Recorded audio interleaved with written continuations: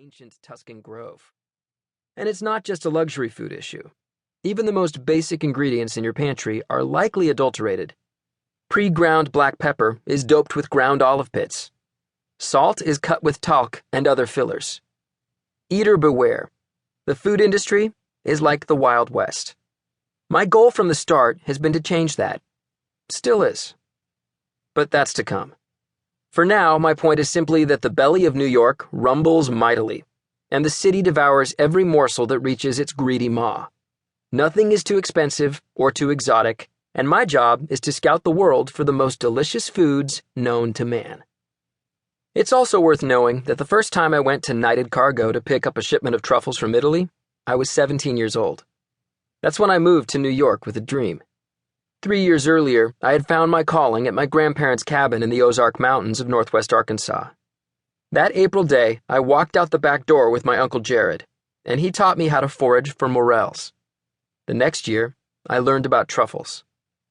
Truffles, if you don't know about them, are the ultimate mushrooms.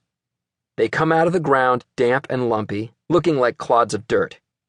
The French call them diamonds of the kitchen, because they are rare and because beneath their drab exterior, they contain an inner mystery, a unique aroma that no one can fully describe. It encompasses fragrances of mushrooms and Parmesan cheese, garlic and chlorophyll, cured meats and herbs, the smells of the soil and the seasons, of intimacy and rebirth, the complex and elusive scent of human desire. Using savings pooled from 3 Christmases, I bought a kilo of truffles off the French version of eBay and sold to chefs in Arkansas, Oklahoma, and Texas. Overnight, I became a teenaged truffle dealer. When I graduated from high school, I ditched college and moved to New York to sell truffles. I had convinced my parents to at least let me try. My dad had moved to America from India and become an entrepreneur, so he understood risk, and my mom is Texas tough. They agreed to my plan, which most parents would have shut down as a lunatic pipe dream. When I left home in Arkansas with $5,000 in my pocket, all I knew about the New York restaurant scene was what I had read in Frank Bruni's reviews for the New York Times.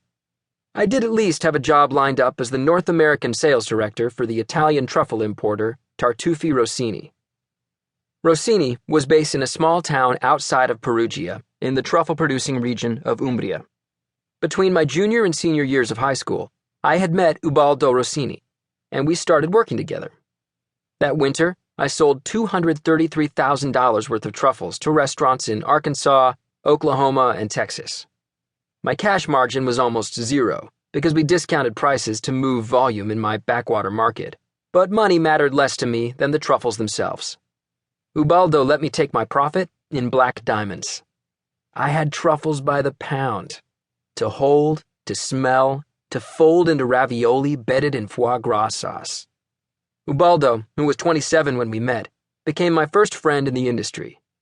He was the guy I wanted to be back then. When he offered me the chance to move to New York as Rossini's first employee, I jumped at it, and in July 2010, my mother flew with me from Arkansas to get me settled into my new home. Except that my life in New York was actually based in New Jersey and would be for the next 2 years. I couldn't afford Manhattan, even with Ubaldo chipping in 1/3 of the rent, and instead I settled for an attic apartment on Shippen Street in Weehawken, across the Hudson from Midtown.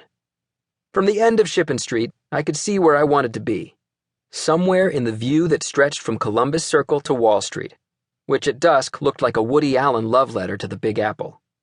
The reality was that Shippen Street dead-ended above the Lincoln Tunnel, which farted out cars and fumes 24 hours a day. The restaurant people I eventually got to know lived in Brooklyn, or the Lower East Side, or in Hell's Kitchen, the one stretch of Manhattan that hadn't been gentrified by tattooed hipsters with financial support from home. Weehawken's only benefit was being closer to Tartufi Rossini's office in Newark, a city rightly known as the shithole of America. My block looked like a blue-collar neighborhood in Pennsylvania or Ohio, and the house where I lived must have been nice 75 years ago. It had 2 full stories and an attic with a dormer window, a front porch framed by columns, and a small yard 2 steps up from the sidewalk. Most of the houses on the block had been split up for rentals since then, and third